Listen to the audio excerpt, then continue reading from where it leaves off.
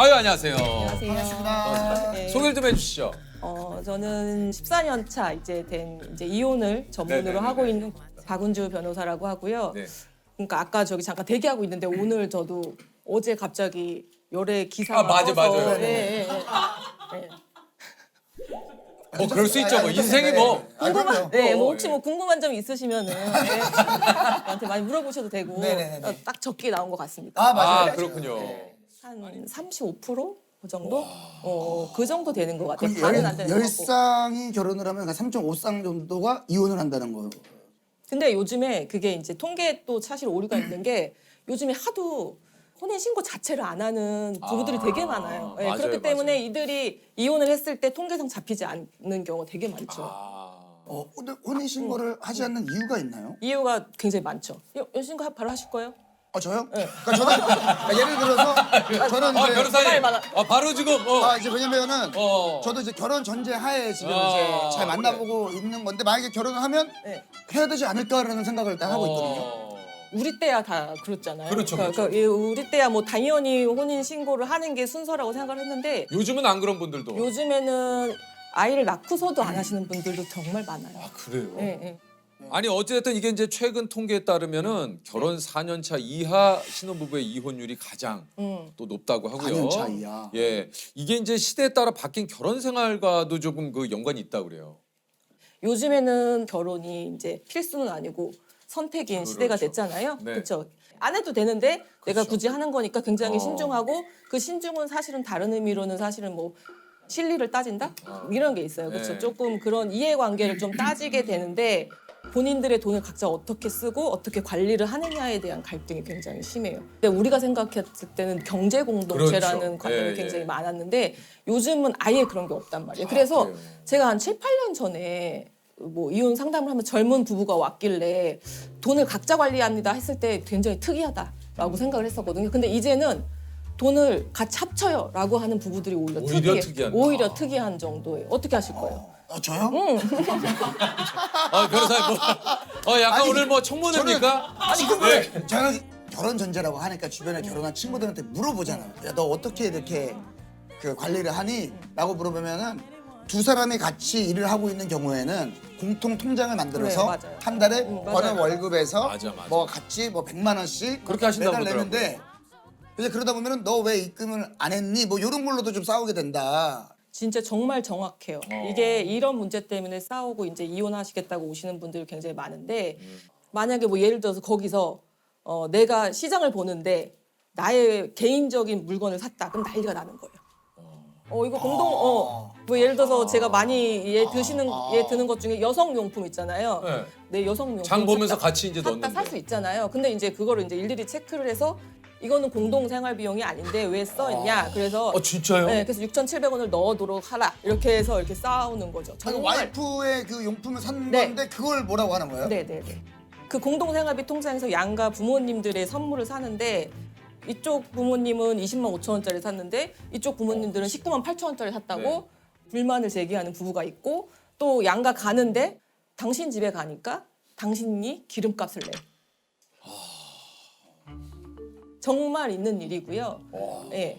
이제는 제가 엑셀 이혼이라는 말을 되게 많이 써요. 엑셀이 필수화된 시대가 됐어요. 그 엑셀을 공동 지출 비용, 각자 지출 비용 이런 거 써서 굉장히 명확히 해놓는 거죠. 근데 그게 시간에까지 가요.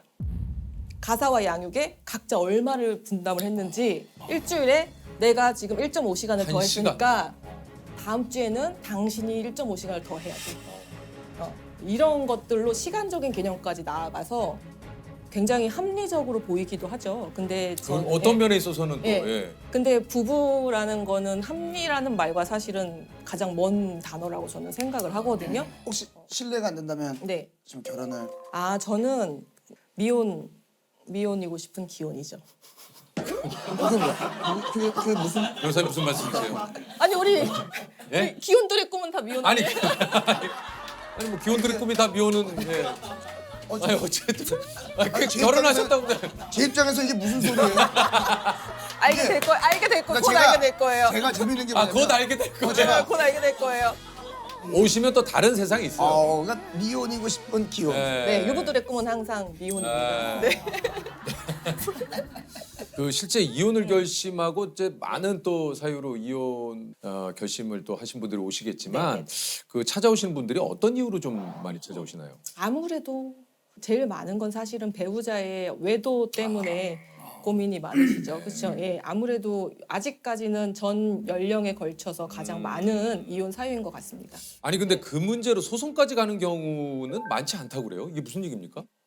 이혼까지 이르는 경우는 극히 드물어요. 제가 봤을 때는 10쌍 중에 한두 쌍밖에 안 돼요. 그 한두 쌍이 어떤 경우에 해당되냐면 내가 너무 배우자를 사랑하고 우리가 사이가 너무 좋았어 평소에. 배우자의 외도를 알게 됐을 때 그 배신감이란 게 그 애정도와 동일하거든요.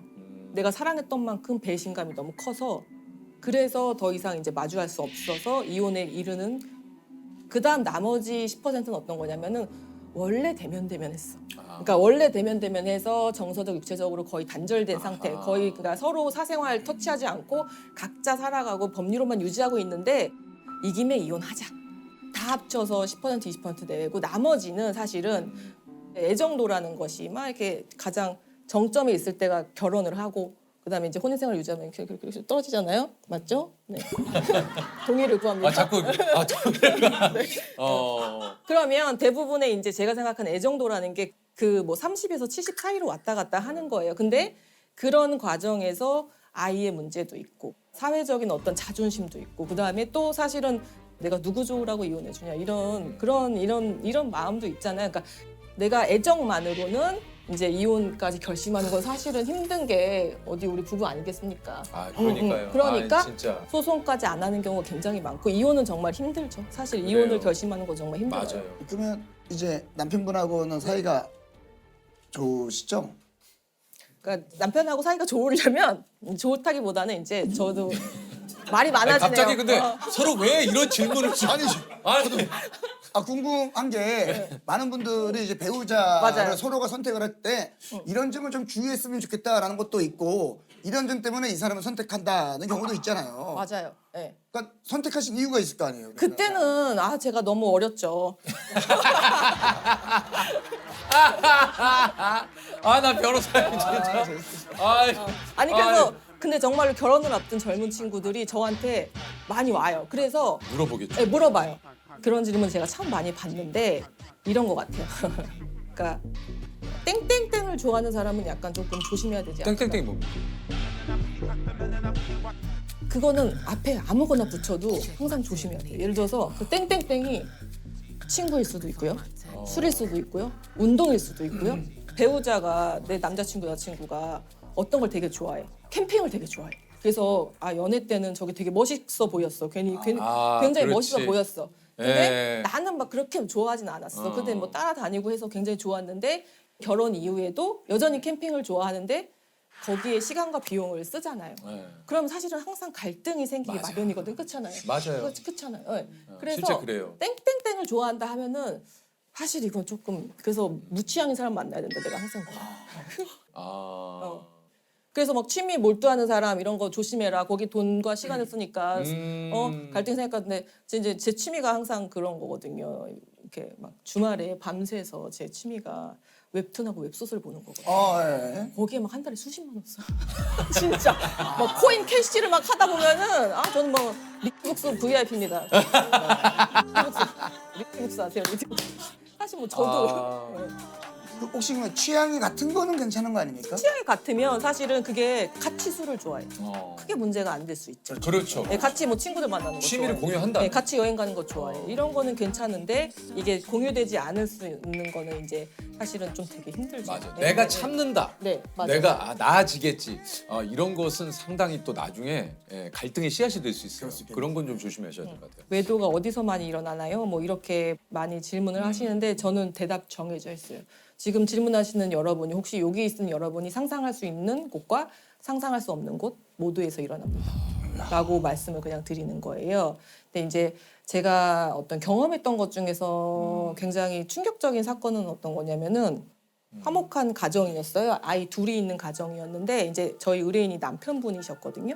근데 어디 뭐 A라는 동네에서 잘 살고 있는데 갑자기 부인이 약간 멀리 떨어진, 굉장히 멀리 떨어진 자기 직장하고 남편 직장하고도 멀리 떨어진 어디 B라는 지역에 갑자기 연고도 없는데 거기 이사를 가자고 자기가 다 알아봤으니까 거기 뭐 되게 가자. 그래서 이상하다. 근데 뭐 거기가 뭐 학군도 좋고 무슨 뭐 인프라도 좋고 하니까 가자 해서 그런가 보다라고 갔대요. 그래서 가서 이제 뭐 근처에 사는 어떤 같은 또래의 엄마랑 친해진 거죠.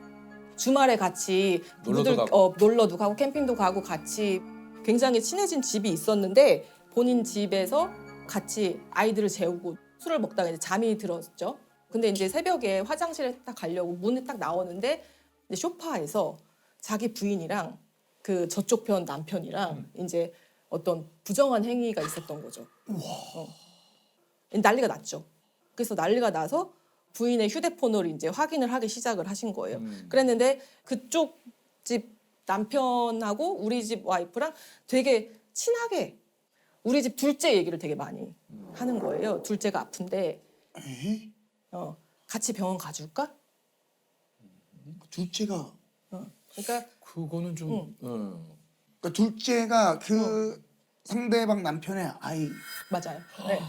둘이 나중에 알고 보니까 둘이 결혼 전에 사귀었던 사이였는데 이제 뭐 집안의 반대 때문에 헤어지고 현재 이제 남편이랑 결혼을 했음에도 불구하고 계속 외도 관계를 이어가면서 거기서 이제 아이까지 출산을 했는데 그 아이를 우리 의뢰인의 자식으로 이제 그렇게 거짓말을 하면서 본인의 상간남, 그러니까 친아빠죠. 거기에 있는 동네로 이사까지 가서 친하게 지내고 그렇게 하면서 가능해요. 그럼 그거는 이제 어떻게 해결이 됐습니까? 뭐 이혼을 하고 그다음에 뭐 이제 그 아이가 혼외자 애가 둘째였거든요. 첫째는 아빠가 키우고 둘째는 이제 그쪽에서 알아서 했는데 제가 그때 사건을 담당했을 당시까지도 그 상대방 측 부부 있잖아요. 그러니까요. 거긴 이혼을 안 했어요. 예? 거긴 이혼을 안 했어요. 아니 그 저기 저는 지금 그 얘기하려고 그랬는데 아니 이쪽 그 남편분도 남편분이지만 그쪽 아래. 저쪽 아내분은 또 어땠을까 했는데 그러니까 참 알 수 없는 게 부부의 세계인 거예요. 예. 뭐 이게 진짜 얘기를 들어도 너무 이게 좀 굉장히 좀 충격적인데 아니 그 소송을 진행하다 보면은 진짜 이게 분노하거나 좀 화나는 일도 굉장히 좀 많으실 것 같아요. 많아요. 그 예. 남자분이 이제 아내 외도 때문에 상담을 오셨어요. 그래서 이혼은 좀 하기 힘들고 우리가 많이 하는 게 사실은 상간자를 상대로 하는 손해배상 청구 소송, 위자료 소송을 많이 하거든요. 그거라도 진행을 하고 싶다라고 말씀을 하셔서 그 남자분이 정말 많이 우셨고 그래서 고민 끝에 소송을 하기로 했어요. 그래서 소장 초안을 법원에 접수하기 전에 당사자한테 확인을 시키는 절차를 거치거든요. 그래서 파일을 보내드리고 이렇게 작성을 했으니까 확인을 해주세요. 그러고서 기다리고 있는데 며칠째 이제 연락이 계속 없으신 거예요. 한 일주일 정도 기다렸나? 그런데 여전히 카톡에 일이 안 없어진 거예요. 이제 운전을 하고 가고 있는데 딱 전화가 모르는 번호로 전화가 온 거예요. 그래서 자기 누구누구 부인인데 남편 죽었다. 자살을 하신 거겠죠. 근데 소송 들어간 걸로 알고 있는데 시작 안 했으니까 그 착수금 나한테 돌려달라. 그 와이프가 그 외도의 당사자죠. 나 애 데리고 살아야 되니까 돈 돌려달라. 참. 이건 제가 안 돌려도 되거든요, 사실은. 사실은 계약 계약이 다 예. 됐고 뭐 진행이 다 됐기 때문에. 근데 제가 그냥 조의금으로 돌려줬어요, 그냥. 네. 그러니까 오셔가지고 이혼을 고민을 하시고 한참 본인의 이제 사연을 얘기를 하시고 저 이혼해야 되는 게 맞는 거죠. 이거를 꼭 확인을 받고 싶어 하시거든요. 저는 항상 정해져 있어요, 대답은. 선생님이 이혼을 하시겠다고 하면은 재판상 이혼 사유는 해당돼서 이혼은 될 것 같습니다만 대신에 저의 얘기, 그 다음에 주변 사람들의 얘기를 전혀 듣지 마십시오. 왜냐하면 그렇죠. 그 사람들의 선택대로 했다가는 나중에 후회하실 수 있고 내 인생의 결정이니까 그렇죠. 그 인생을 대신 살아줄 수 없기 때문에 본인의 마음이 최종 결정하는 대로 하시는 게 좋겠습니다라고 하시죠. 우리 배우자도 사실은 그런 질문을 많이 받겠죠. 아내가 이혼 전문 변호사고 약간 이혼 씬에서 약간 좀 유명하잖아요. 이혼 씬. 알죠? 힙합씬 같이. 예. 약간 이혼 씬에서 약간 유명하니까 약간 후덜덜 할 것 같기도 막 그런 이제 이미지가 있잖아요. 정말 오해예요. 왜냐하면 저희는 제 배우자보다 편하게 살고 있는 사람이 없거든요. 왜냐하면 저는 싸움을 하지 않는 법을 알고 있어요.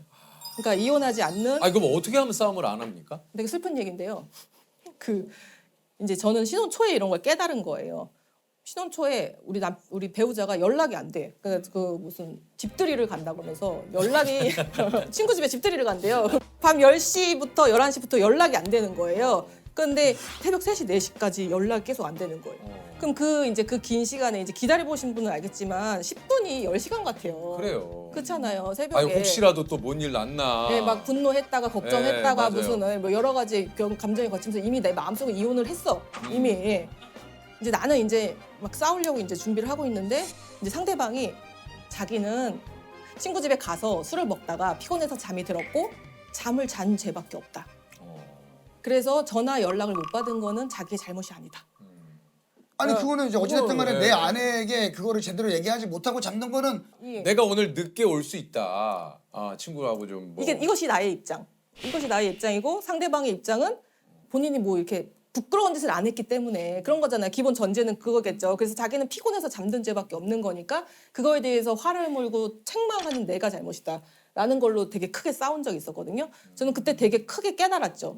인간은 이해하는 존재가 아니다. 라는 걸 깨달았죠. 그냥 그 사람은 그냥 받아들이는 거지. 그 사람을 이해하려는 노력을 하는 순간 우리의 결혼 생활은 고통이 되겠구나. 라는 거를 해서 그런 사람. 나는 이런 사람. 다름을 인정합니다. 다른 인정을 하는 거예요.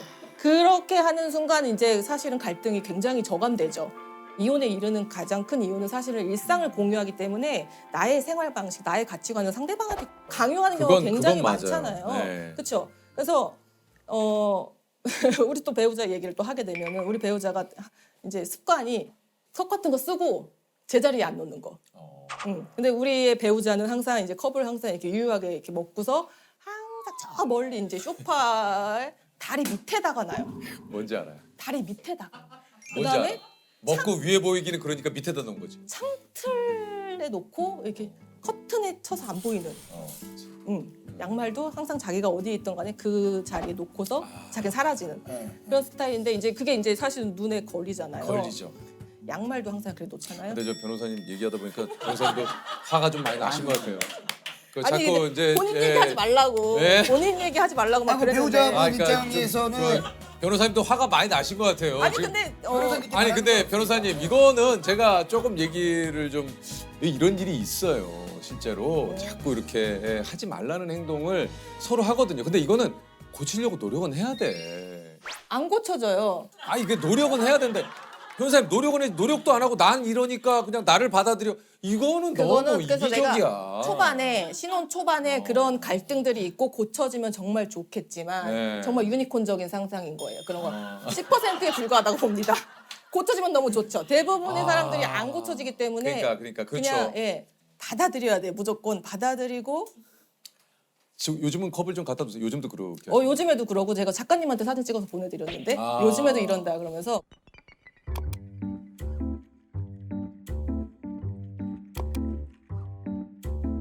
근데 이제 좀 두세요. 이제는 제가 뵌 적도 없고 그렇지만 좀 부탁드릴게요. 근데 또 좀 배우자님 주세요. 입장에서 또 할 얘기 있지 않을까요? 잔 10개 가운데 한 반 정도 한 30%라도 좀 조금씩 한번 갖다도 보세요.